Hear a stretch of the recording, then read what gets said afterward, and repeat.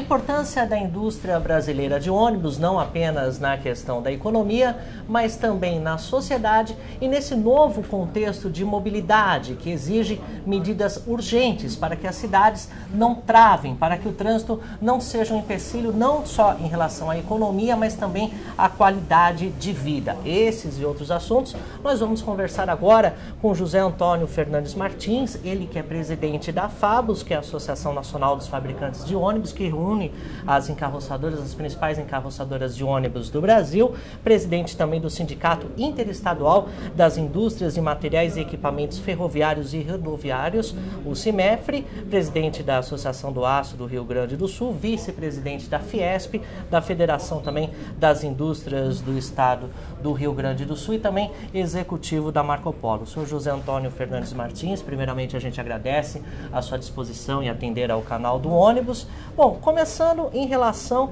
a perspectivas, né, em relação ao cenário para 2013.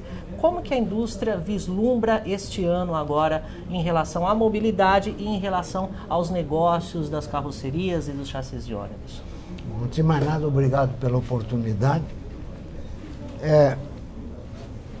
Eu vou, antes de mais nada, fazer uma colocação que muito se fala em mobilidade no Brasil e, vamos dizer, as razões por que a nossa mobilidade se deteriorou. Nós temos aqui na última planilha feita pelo Ministério das Cidades, dando a frota brasileira de todos os veículos que operam na superfície da Terra. Nós temos hoje um número impressionante de 73 milhões e 700 mil, 73 milhões e 700 mil veículos, entre caminhões, automóveis, ônibus, tudo o que se move na superfície da Terra.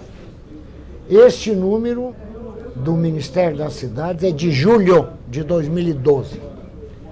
10 anos atrás, em 2002, este número de 73.700 era exatamente 35 milhões de veículos.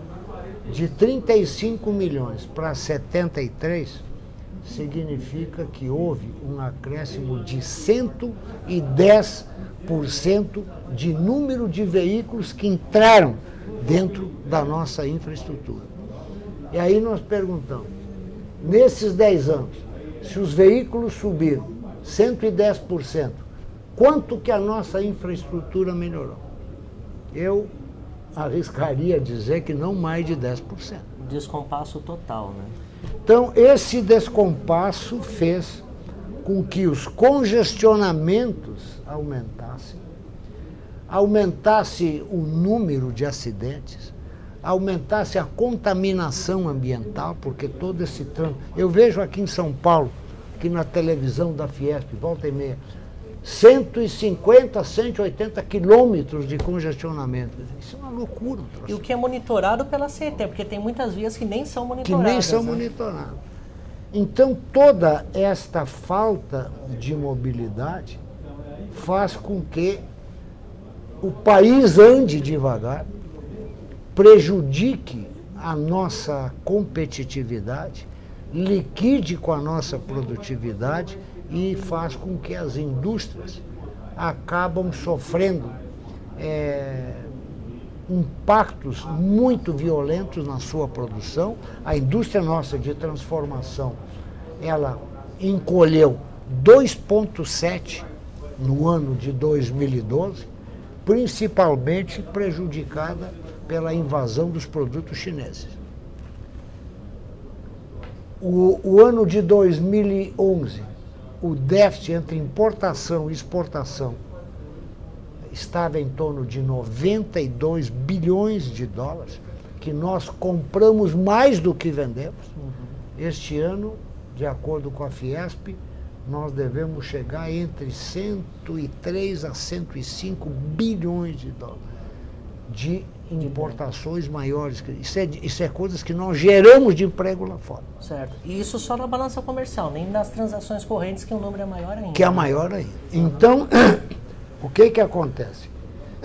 Esta falta de mobilidade que prejudica a nossa competitividade, ela, logicamente, ela precisa ser solucionada pelo governo. O governo, então, vendo que isto tudo estava esmagando com o nosso PIB, que o ano passado deu um PIB ridículo, de 0,1%. Né, né? Então o governo lançou vários planos. Lançou o Plano Brasil Maior, aonde dentro do Plano Brasil Maior está incluído a desoneração da folha de pagamento para 41 setores da economia, dos quais o último foi o setor de construção civil, aonde estamos nós, fabricantes de ônibus e trens, aonde estão as empresas operadoras de transporte coletivo. Tudo isso vai facilitar uma melhor, vamos dizer assim, uma situação melhor para esse segmento. A desoneração surgiu depois, o PSI 4 do FINAME, reduzindo os juros, que era 10% para 7,5%, de 7,5% baixou para 5,5% e de 5,5% veio para 2,5%. Então, juros 2,5%, até dezembro do ano passado, um juro negativo. Se a inflação nossa é 5,8%, quase 5,5%, quase 6%, nós temos um juro negativo aí de quase menos 3%. Esse ano aumentou um pouquinho, passou de 2,5% para 3%, mas ainda é um juro altamente confortável. Então, com o PSI 4, com a desoneração da folha, ainda mais o PSI, o PAC, o Plano Brasil Maior, o governo ainda colocou vários incentivos de financiamentos para a exportação. Tanto que essa exportação já deu sinais extraordinários de melhora, já o ano passado, aumentando a exportação de 2011 para 2012 em 5,2%. Tá? Aí depois disso, né, foi criado ainda o PAC Mobilidade de 32,8 bilhões de reais, aonde o governo está investindo em infraestrutura viária urbana, corredores, vias segregadas, plataformas de embarque, sistema de sinalização, tudo isso no sentido de fazer com que o trânsito na cidade adquira uma maior velocidade comercial. Hoje você sabe que nós aqui em São Paulo, quando tudo vai bem, nas horas do pique, o trânsito nosso está em 9 km por hora. Se você caminhar ligeiro, caminha mais rápido do que o trânsito. Quando, numa via segregada, como tem na Colômbia, ou como tem em Curitiba, lá do Jaime Lerner, a velocidade comercial, em média, anda em torno de 25, 28, 30 km por hora. Com esta velocidade comercial, você começa a criar uma atratividade, as pessoas deixar o carro em casa e andar de ônibus. Trocar o transporte individual pelo transporte público. As pessoas querem chegar rápido no seu destino. Rápido ao serviço, não interessa como. Então, este PAC Mobilidade está investindo na infraestrutura viária, está investindo no sistema de metrôs, está investindo no sistema de VLT, o veículo leve sobre trilhos, está investindo no BRT, que é o Bus Rapid Transit, aqueles ônibus urbanos grandes, biarticulados, para quase 300 passageiros, que vão andar em vias segregadas, com exclusividade. Porque o BRT não é só o ônibus, é o sistema. É o sistema, né? É o sistema. Porque não adianta tu ter o ônibus, tu não tem vamos dizer assim, a estrutura para ele andar. A estrutura para ele andar. Quer dizer, senão nós temos que ter a infraestrutura viária e o produto. Porque tendo o produto e não tendo infraestrutura viária, nada adiante. Ou tem infraestrutura e não tem produto, também não resolve. Então precisa casar os dois, que é o que o PAC Mobilidade está fazendo. Depois do PAC Mobilidade, em fim de junho, a presidenta Dilma lançou o PAC Equipamentos, aonde foi estabelecido uma compra de 8.570 veículos escolares, todos eles financiados pelo FNDE, é o Fundo Nacional de Desenvolvimento Escolar, e que faria com que o mercado nosso de 2012 fechasse tão bem quanto o mercado de 2011, que foi um recorde, 31 mil vamos ver, exatamente 31.700 ônibus em 2001. Só que como esse PAC Equipamentos ele foi publicado, saiu no final de junho e começou a operar em meados de julho, as montadoras e as empresas não tiveram condições de montar os 8.570 ônibus. Foram feitos basicamente 4.500 por aí, e ficou um fiapo de quase 4.000 ônibus que não puderam ser produzidos. E por isso, pela falta desses 4.000, o nosso mercado interno fechou 2012 com um déficit de produção de 10% a menos. Chegou a 28.600. Se tivéssemos colocado mais 3.500 ônibus que não foram produzidos, já dentro disso aqui, nós faríamos 31.200, que seria até superior ao ano de 2011. Mesmo com todas as Mesmo com todas as mazelas que houve em 2012. O Euro 5, tudo. O PIB reduzido. Então, foi uma lástima isso, mas este valor que não foi feito é um encaixe para 2013. Uhum. E ainda no final, em novembro, a presidenta da República, através do FNDE, lançou mais uma licitação de 8.000 ônibus do caminho da escola rural, que serão entregues este ano de 2013. Então, 2013 nós já iniciamos com uma carteira de 4.000 que sobrou do ano anterior, mais 8 são 12. Para o mercado que produz 31, nós já estamos aí com um caminho bom pela frente. Então, nós esperamos que 2013, com a manutenção do PSI 4, juro de 3%, com a existência da desoneração, nossa fabricantes e das empresas operadoras. Nas empresas operadoras, o impacto da desoneração vai ser muito grande, sim, que a mão de obra deles é altíssima, né?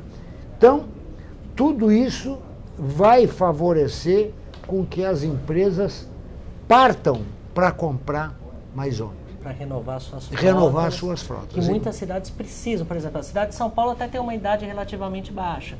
Mas você vai em cidades aqui do lado do ABC Paulista, por exemplo, são idades altas ainda. 10, 12 anos, Exatamente. 15 anos. Para tu ter uma ideia, a frota nacional da Abrat, que é a empresa de elite que faz o transporte interestadual, Itapemirim, Cometa... Tudo, a frota deles é 9,8 anos de idade. É uma loucura. Uhum. Então, tudo isso está sendo feito de uma maneira que a gente possa melhorar todo esse sistema através dessas medidas do governo. O governo criou também agora, paralelamente a isso, você viu o PAC Ferrovias e Rodovias, 10.000 quilômetros de ferrovia, 7.500 quilômetros de rodovias. Dessas rodovias fala-se na duplicação e na concessão de novos modais. Então vai fazer com que as rodovias fiquem melhor, mais bem pavimentadas, duplicadas, vão te dar mais velocidade comercial e com isso você vai ter um benefício no transporte coletivo também. Então, este PAC Rodovias Ferrovias, que vai começar agora a partir do final deste ano, com mais esses outros que eu falei, mais ainda o custo da energia, que a presidenta reduziu na área particular em torno de 18% e na área industrial de 22% a 28%, eu acredito que reduz o nosso custo e vai melhorar o poder nosso de competição. Além do câmbio, que estava em 1,60 e que o governo, com todas as estratégias econômicas e financeiras, conseguiu levar para 1,98, R$2, nos dá mais margem de competitividade. A prova está que a nossa exportação, como eu já falei, subiu o ano passado em torno de 5,2%. Tudo isso vai fazer com que as empresas tenham menor custo, tenham melhor competitividade e possam, sem dúvida nenhuma, oferecer produtos mais competitivos para o mercado e os operadores, os nossos clientes da área urbana, da área rodoviária, da área de fretamento, tenham condições de comprar mais. Vão ser desonerados, vão ter um valor muito grande na desoneração e que poderá, sem dúvida nenhuma, ser empregado na compra e na remodelação da frota, que era uma coisa que eles não esperavam. Quer dizer, a desoneração é o tipo do presente que caiu do céu. E que é importantíssimo, ainda mais num setor de uma utilidade não só econômica, mas social. É do transporte coletivo, que é o que dá acesso às pessoas a terem base, a terem acesso para outros bens sociais, como a saúde, a educação, aos polos de geração de emprego e de renda. Agora, senhor Martins, o que a gente percebe, tanto acompanhando as notícias do setor, pelo relato do senhor, é que nunca o governo federal se envolveu tanto, foi tão ativo na questão da mobilidade urbana. Normalmente, isso era um ônus, era uma responsabilidade dos estados e dos municípios, né? A gente não pode negar, de uma certa maneira, que eventos internacionais, como a Copa do Mundo de 2014 e as Olimpíadas de 2016, acabam tendo uma influência maior ou menor nesse contexto.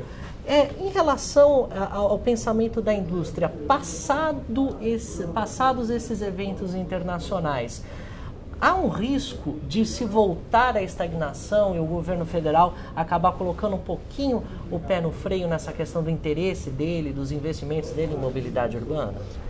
Eu acho que existe uma lei básica no mundo dos negócios que desenvolvimento chama desenvolvimento. E retração acelera mais a retração. Então, à medida que nós criarmos uma infraestrutura para termos uma melhor mobilidade, o povo não vai aceitar uma redução dessa mobilidade e o governo não vai suportar com que a competitividade do sistema diminua porque se parou de investir. A mobilidade, o sistema de investimentos nesses planos, eles começam e não tem como parar. É uma escada que você vai subindo e não tem como descer. Porque se tu descer, tu destrói com todo o sistema urbano, com todo o sistema rodoviário de transporte de passageiros e de carga. Não é só para carga, também fica demolido.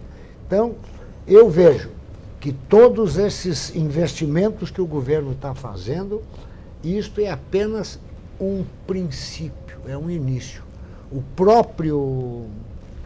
próprio presidente da EPL, Empresa de Planejamento e Logística, Dr. Bernardo Figueiredo, disse há uma semana e meia, duas, que as necessidades de investimento em infraestrutura no Brasil hoje, até 2016, seriam entre 500 a 600 bilhões de reais. Olha o número desse negócio.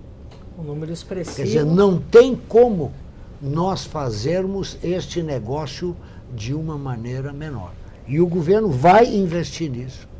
O governo vai perseguir esses números e, sem dúvida nenhuma, aonde isto começa, não tem como você parar. Isto é uma,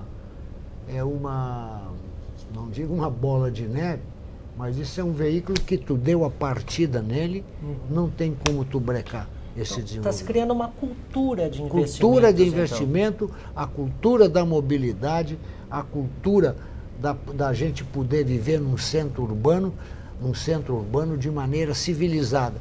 Eu vi agora, por exemplo, pessoas aqui em São Paulo que dizem que levam 4 horas por dia de transporte, 2 para ir, 2 para voltar.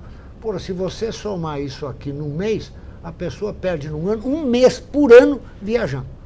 Perde de vida. De vida. Quer dizer, isso aí é uma desumanidade, é um absurdo. Isso o pessoal não vai aguentar mais.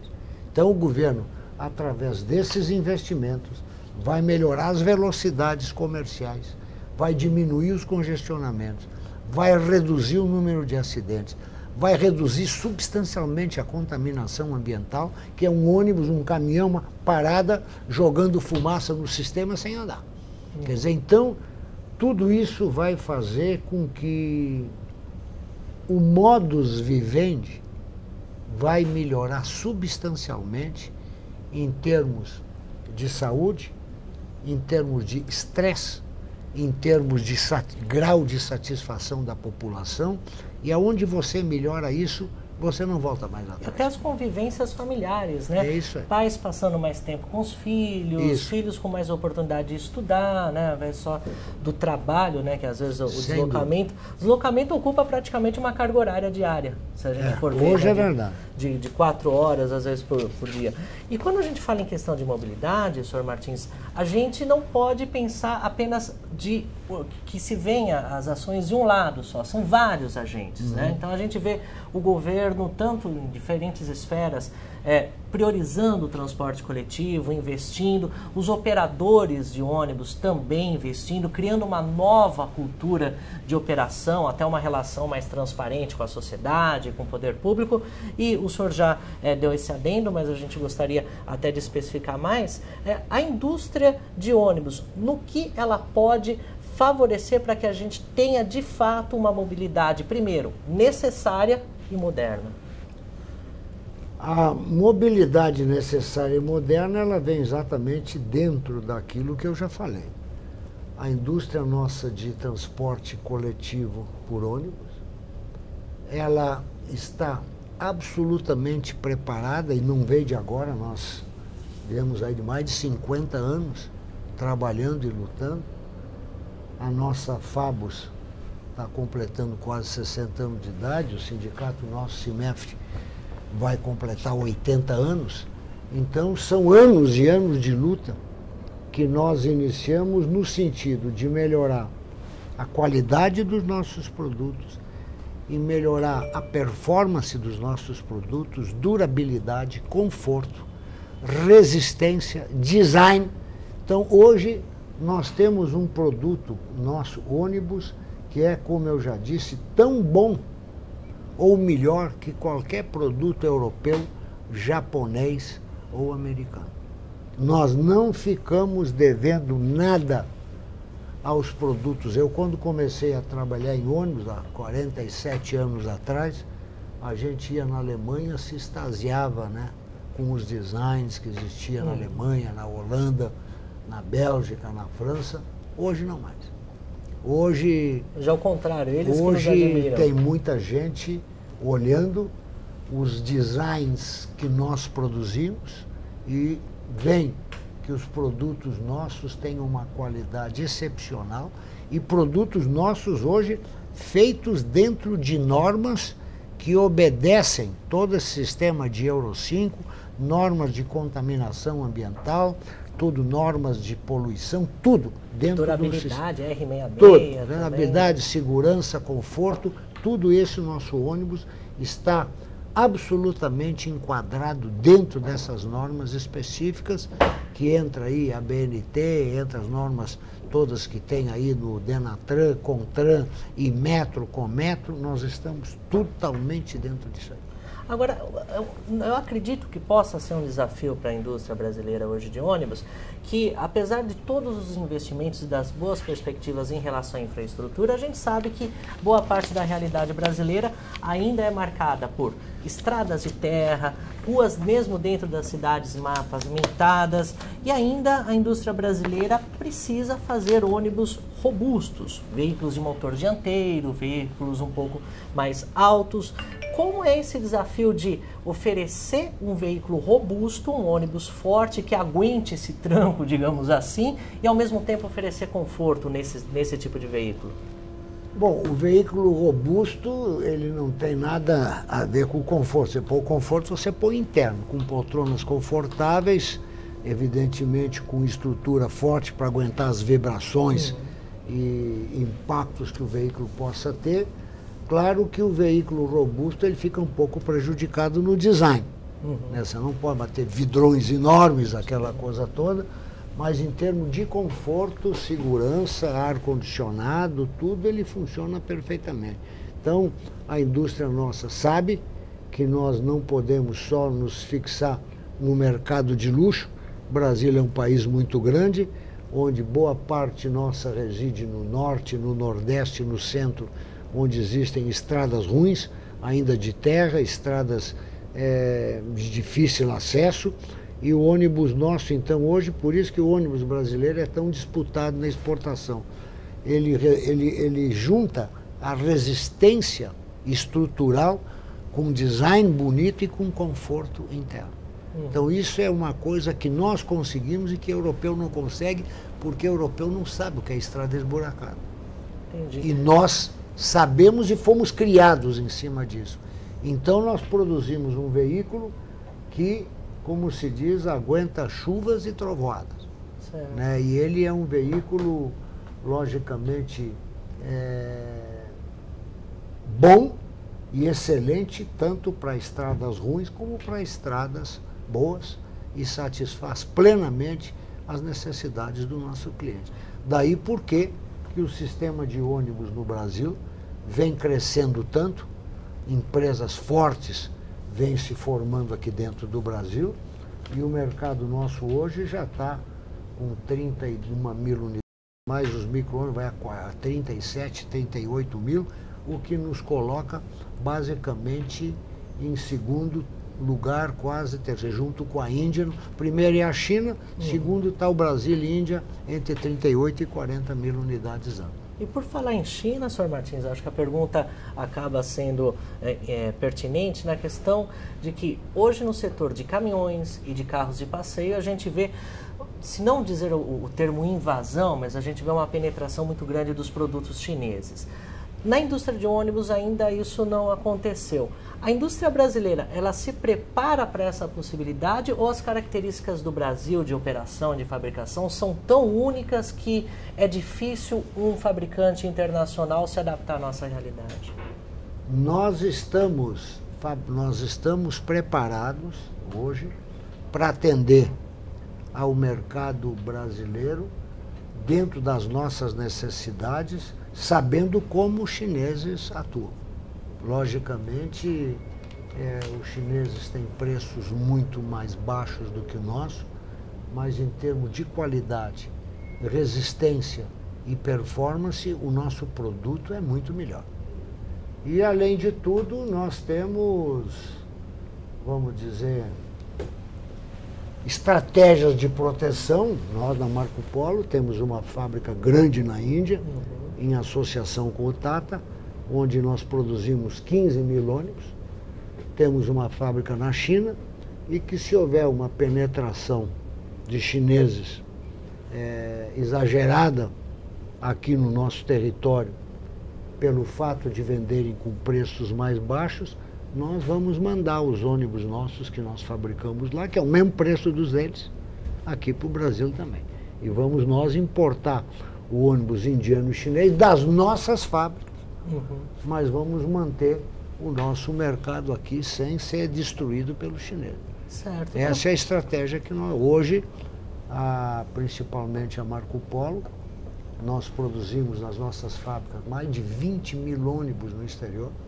Tá? Existe lá mais de 7 mil funcionários nossos, esparramados pelo mundo afora.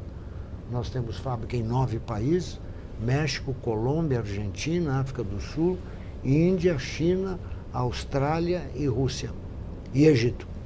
Então, nós estamos geograficamente bem posicionados e acredito que isso faz com que nos dê uma, não diz uma segurança, mas nos dê uma proteção contra invasões estrangeiras. Certo. E para a gente finalizar nossa conversa, eu gostaria que o senhor acrescentasse mais alguma coisa que o senhor gostaria de colocar. Apenas eu queria dizer que nós, fabricantes de ônibus, estamos confiando muito no governo da presidenta Dilma. As ações que ela está tomando são ações corretas.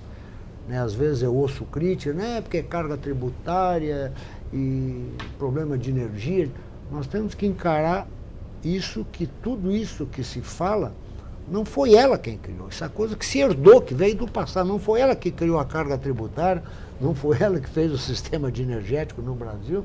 Está se procurando resolver esses problemas e ela está hoje com medidas pontuais de grande eficácia E eu acredito que nós vamos chegar, sem dúvida nenhuma, a bom termo. Esse ano já vai sinalizar um PIB que eu acho que, se Deus quiser, talvez possa chegar entre 3,2% a 3,5%. Torço para que chegue em 3,5%, o que é uma grande vitória comparado com 0,9% do PIB do ano passado. Os investimentos, acredito que começam a ser feitos, e aonde as empresas começarem a investir, todo o sistema de PIB deve crescer, porque o PIB é uma função do crescimento dos investimentos feitos no Brasil. E essas ações pontuais podem ser o início de uma política industrial? Sem dúvida nenhuma. Tá certo, o senhor José Antônio Fernandes Martins, presidente da FABUS, do CIMEFRE, vice-presidente da Fiesp, a Federação das Indústrias do Estado de São Paulo, e também da Federação das Indústrias do Estado do Rio Grande do Sul. A gente agradece bastante a sua participação, os seus esclarecimentos aqui nesse espaço de entrevista do canal do Ônibus. Tá ok, muito obrigado e dispõe.